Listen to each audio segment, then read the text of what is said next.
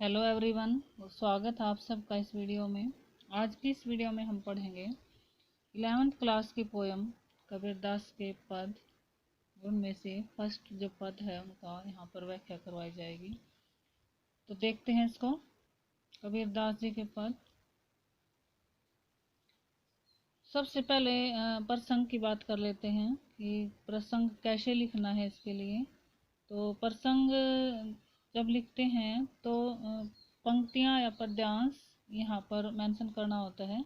जैसे प्रस्तुत पद्यांश या पंक्तियां।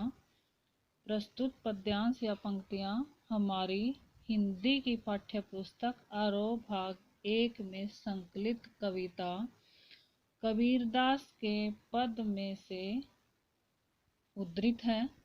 और इस कविता के जो रचयिता हैं या कबीर जो पद हैं, इन पदों के जो रचयिता है संत कवि कबीरदास जी हैं। यहाँ पर उन्होंने बताया है कि ईश्वर जो है कण कण में समाये हुए हैं, वही सबके परम पिता हैं और सभी के हृदय में वो व्याप्त हैं। ईश्वर को उन्होंने एक बताया और एक ज्योति स्वरूप यहाँ पर बताया है। तो आगे देख लेते हैं इसकी व्याख्या। तो कवि कहते हैं कि हम तो एक एक कर जाना, हम तो एक एक कर जाना। एक एक कर जाना का मतलब है कि परमात्मा एक है और हमने इसे हमेशा ही एक समझा है या जाना है। दो ही मीन्स होता है दो। कह मीन्स जो कहते हैं, तीन ही यानी उनको। दो जग होता है नरक, जिन नाहिन पहचाना, जिन्होंने नहीं पहचाना। मतलब क्या है यहाँ पे। तो कबीरदास जी कहते हैं कि हम तो परमात्मा को, इस ईश्वर को एक ही मानते हैं और वो सभी जगह समाये हुए हैं, ऐसा हमारा मानना है। परंतु दो ही कहते हैं इनकी गज, लेकिन जो लोग यह नहीं मानते, जो लोग ये मानते हैं कि संसार में दो ईश्वर हैं या जो ईश्वर है वो दो हैं या आत्मा या परमात्मा अलग हैं, जो अलग सत्ता मानते हैं इन दोनों को, उन्होंने वास्तव में उनके स्वरूप को यानी ईश्वर के स्वरूप को पहचाना ही नहीं है। और यह संसार उनके लिए दो जग यानी नरक के समान है। क्लियर है यहाँ तक। तो आगे देखते हैं। आगे कवि कहते हैं एक पवन एक ही पानी एक है ज्योति समाना। कबीरदास जी कहते हैं कि संसार में एक ही पवन है और एक ही एक पवन एक ही पवन है, एक ही पानी और ये पूरा संसार एक ही ज्योति समान यानी पूरा जो विश्व है, पूरा जो संसार है एक ही ज्योति में विद्यमान है, यानी एक ही ज्योति में ये व्याप्त है, समाया हुआ है। आगे कहते हैं एक खाक गढ़े सब भांडा एक कोहरा साना। कि एक खाक, खाक होता है मिट्टी और गढ़े होता है गड्ढे जो बनाए जाते हैं, और भांडे होते हैं बर्तन, और कोहरा होता है कुम्हार। कोहरा होता है कुम्हार। तो कबीरदास जी यहाँ पर कहते हैं कि जिस प्रकार कुम्हार एक ही प्रकार की मिट्टी से विभिन्न प्रकार के बर्तन बनाता है, यानी एक खाक गढ़ा, यानी जिस प्रकार जो कुम्हार होता है एक ही प्रकार की मिट्टी से विभिन्न तरह के भांडे यानी बर्तन बनाता है, उसी प्रकार ईश्वर ने भी, परमात्मा ने भी पंच तत्व रूपी मिट्टी से सभी तरह के प्राणियों का यानी सभी प्राणियों का निर्माण जो है किया है। तो यहाँ पर कबीरदास जी कहते हैं कि चाहे प्राणी अलग अलग हैं, लेकिन वो सभी एक ही पंच तत्व रूपी मिट्टी से यहाँ बनाए गए हैं ईश्वर के द्वारा। आगे कबीरदास जी कहते हैं जैसे बाढ़ी कास्ट ही काटे आगे नहीं न काटे कोई। जैसे बाढ़ी, बाढ़ी होता है बढ़ई, जो लकड़ियां काम करते हैं वो बढ़ई होते हैं। कास्ट होता है लकड़ी, काटे मीन्स काटना, आगे नहीं होता है अग्नि।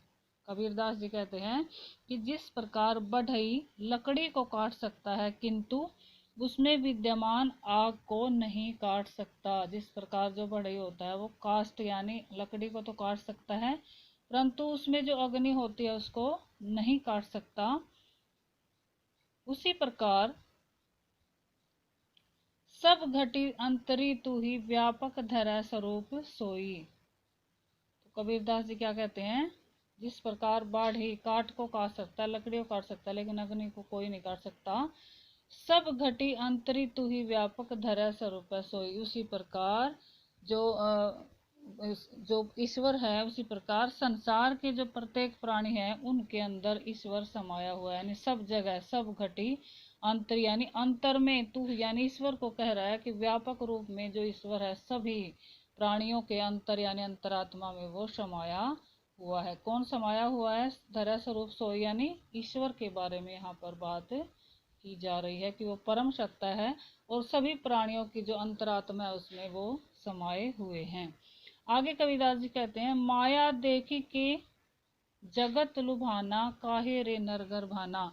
अब इस पंक्ति द्वारा जो कबीरदास जी का है, मनुष्य को चेतावनी देते हुए कहते हैं, एक तरह से माया देख के जगत, जगत में मतलब होता है संसार, और लुभाना मतलब होता है लाभान्वित, जैसे लोभ हो जाता है। काहे रे नर, नर मीन्स वो मनुष्य को संबोधित कर रहा है, गर्भाना यानी गर्वित होना, अभिमान से भर जाना। माया देखकर कबीरदास जी कहते हैं मनुष्य को चेतावनी देते हुए कि हे मनुष्य, माया के इस आकर्षक रूप को देखकर तू संसार पर लुभाया जा रहा है, लुब्ध हो रहा है।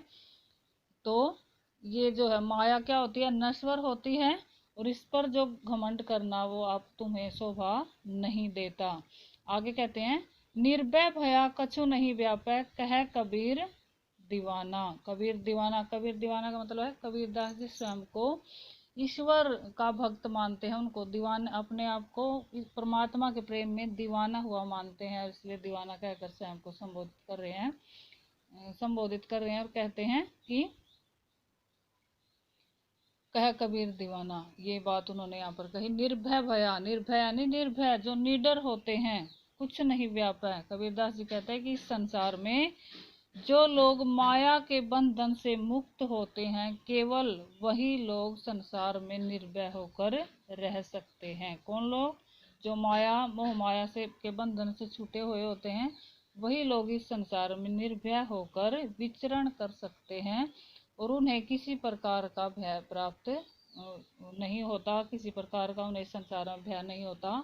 और ये क्या, कौन कहते हैं? कबीरदास जी कह रहे हैं, यानी कबीरदास जी कह रहे हैं कि कह कबीर दीवाना के कबीरदास जी जो परमात्मा के दीवाने, वो कहते हैं कि जो लोग माया मोह के चक्कर में नहीं फंसते संसार में, वही निर्भय होकर संसार में विचरण करते हैं और उन्हें किसी प्रकार का भय नहीं होता।